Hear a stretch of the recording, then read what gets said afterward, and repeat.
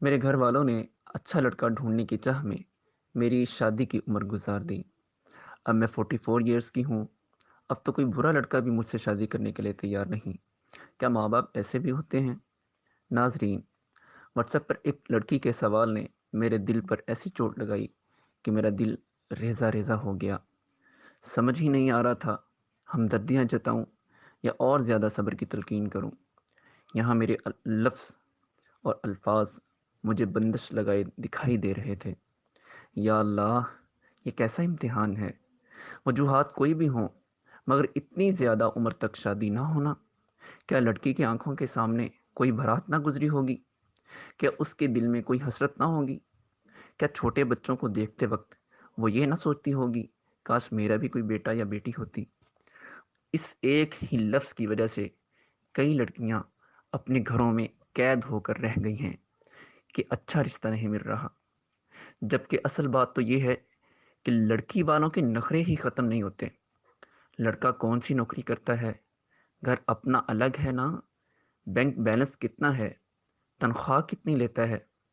کیا کبھی کسی لڑکی والے نے یہ بھی پوچھا کہ دل کا کیسا ہے، احساس بھی ہے یا نہیں، ہنس مکھ تو ہے نا، غصے کو پی جاتا ہے نا، یا نمازی ہے یا نہیں، بڑوں کی خدمت کرنے والا ہے یا نہیں، آداب کا، اخلاق کا کیسا ہے؟ کام نہیں بھی کرتا ہو تو مسئلہ نہیں، شادی کے بعد خود ہی کام کرنا شروع کر دے گا۔ یہ کوئی نہیں پوچھتا کہ لڑکا دل کا کیسا ہے۔ سب کا یہی سوال ہوتا ہے بینک بیلنس کتنا ہے، سیلری کتنی ہے۔ پھر کہتے ہو اچھے رشتے نہیں ملتے۔ دونوں اطراف سے اتنی ڈیمانڈیں رکھ دی گئی ہیں کہ اب زنا کرنا تو آسان ہو گیا ہے، مگر نکاح کرنا انتہائی مشکل۔ اپنے بچوں کی بڑھتی ہوئی عمر دیکھ کر کیا آپ کو حیا نہیں آتی؟ آپ کو احساس نہیں ہوتا؟ آپ کو نہیں لگتا کہ آپ اپنے بچوں کے ارمانوں کا گلا گھونٹ رہے ہیں؟ آپ کو نہیں لگتا کہ آپ کے بچے بھی انسان ہیں، خواہشات اور حسرتیں ان کے دل میں بھی ہیں؟